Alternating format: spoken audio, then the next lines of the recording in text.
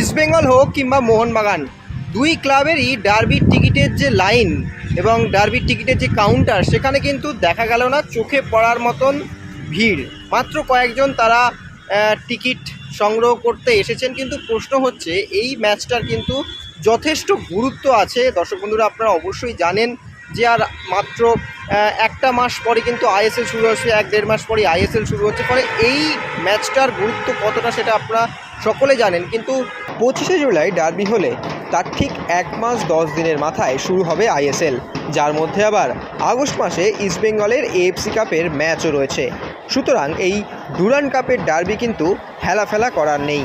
দেখবেন সব কিছুর শুরুটা বোধহয় জোরেই হয়, যুদ্ধের রণভেরিটা সবচেয়ে জোরেই বাজে। সেটাই বোধহয় ডুরান্ড কমিটির সবচেয়ে বড় উদ্দেশ্য, যে প্রথম একটা বড় ম্যাচ দিয়ে মরশুমটা শুরু করা, মরশুমের ডঙ্কা বাজানো। কিন্তু এই ছবিটা দেখে বলতেই হচ্ছে, বিশ্বকাপে উৎসাহিত জনগণের কেন যে আমাদের ফুটবলে অনীহা, তা খুবই দুঃখজনক। কিন্তু এই লাইন ধরা উচিত। আশা করা যায় টিকিটের চাহিদা আগামী 1 থেকে 1.5 দিনে আরও বাড়বে। সময় আছে, আশা তা করাই যায়। তবে ক্রীড়ামন্ত্রীর ঐতিহাসিক ঘোষণার পর এখন অবশ্য টিকিট বাড়িতে বসেই কেটে নিতে পারবেন সমর্থকেরা। মোবাইলের কিউআর কোড নিয়ে এসেই খেলা দেখতে পারবেন, কাগজের টিকিট সংগ্রহ করতে হবে না। সে কারণেই হয়তো টিকিট কাউন্টারে লাইন নেই, কেননা এখন সবাই স্মার্টফোন ব্যবহার করেন। এই সব মিলিয়েই কিন্তু চড়ছে বড় ম্যাচের পারদ।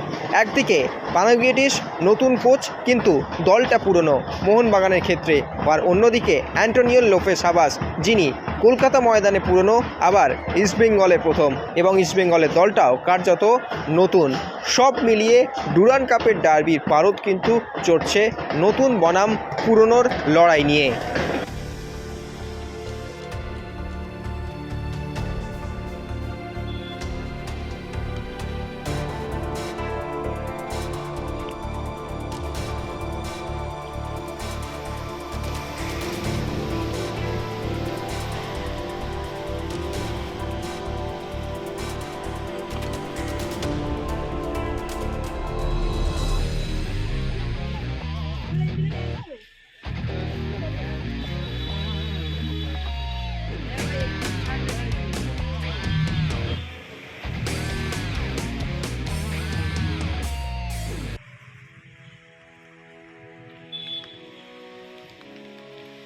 extra time.